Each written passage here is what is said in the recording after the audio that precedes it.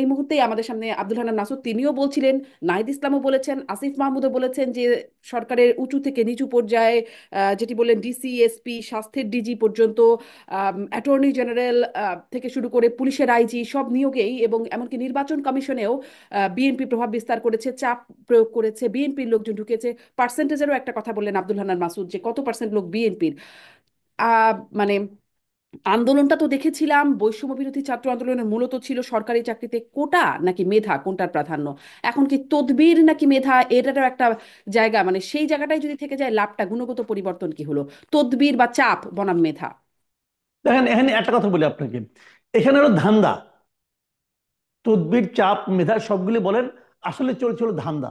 ধান্দাটা কেমন আমি বলি, যেমন আওয়ামী লীগ আমলে, আওয়ামী লীগ আমলে আপনি যে কোনো আমলাকে জিজ্ঞাসা করতেন, যে কোনো আমলা, 10-এর মধ্যে 10 সবাই আওয়ামী লীগ করে। হুম। এবং সবাই বলতো আমি তো করি করি, আমার দাদা বলতো আওয়ামী লীগ করতো, তার পরদাদা আওয়ামী লীগ করতো, সব আওয়ামী লীগ। এখন কি হয়েছে, এই লোকগুলি ধান্দাবাজ বেসিক্যালি। এটা আমি শুরুতেও বলেছিলাম যে এই সরকার কখনো, মানে একটা বিপ্লবী সরকার কখনো একটা পরাজিত শক্তির আমলাদের দিয়ে চলতে পারে না।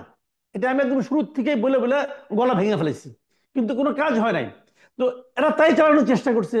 এখন কি হয়েছে, এই সচিবরা, এই আমলারা সবাই এখন যার যার মতো করে কম্পিটিশন দিয়া সবাই আওয়ামী লীগ বাদে অন্য কোনো দল হতে যাচ্ছে। এখন এক একজনের এক এক ধান্দা।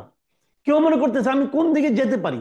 ধরেন মামার সুমন্দির শালা, সে হয়তো বিএনপি করে, সে ওইটাকে টাইনে নিয়ে আসছে যে আমার অমুক আত্মীয় তো বিএনপি করে, অতএব আমিও বিএনপি করি। আবার সে ওই দিকে বিএনপি পায় না, জামাত পাচ্ছে, জামাত নিয়ে আসছে।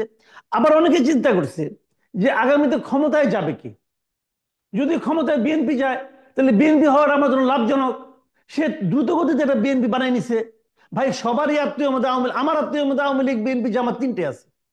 তো আমি তো আমার সুবিধা অনুযায়ী ধরবো, তাই না? দেখেন আপনার বাংলাদেশ ছোট দেশ রে ভাই, সবাই সবার আত্মীয়। আপনি আমাকে আধা ঘন্টার সময় দেন, আমি প্রমাণ করে দেবো যে আপনিও আমার আত্মীয় হন। সবাই সবার আত্মীয়। আর আব্দুল হান্নান মাসুদের সঙ্গে তো আমার নামেরই মিল আছে। আমি বলে বলে আর যদি কোনো আত্মীয় না পাই, কোনো আমার মিতা, বানানোর কোনো সমস্যা না রে ভাই, সবাই সবার আত্মীয় কিন্তু।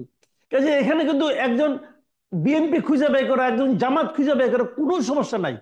সমন্বয় কিন্তু একটা আত্মীয় আছে আমার। জি, কাজে তাহলে ওইভাবে তারা তাহলে খুঁজে বের মাসুদ করতেছে। কামাল, তাহলে হ্যাঁ, এতদিন আওয়ামী লীগের দোসর ছিল, বা যেটি আমরা দেখেছি যে আওয়ামী লীগের দোসর ভর্তি ছিল প্রশাসনে, এখন আবার কার দোসর আসছে? সেই প্রশ্নটি তো রয়েই যাবে। আমি আব্দুল হান্নান মাসুদকে ওই প্রশ্নটা একটু করি, যে নির্বাচনের সময় নিরপেক্ষতার যে প্রসঙ্গটি আসছে, উপদেষ্টা নাহিদ ইসলামও বলছেন যে কোনো উপদেষ্টা নির্বাচনে অংশগ্রহণ করতে চাইলে নির্দিষ্ট সময় আগেই ছেড়ে দেবে।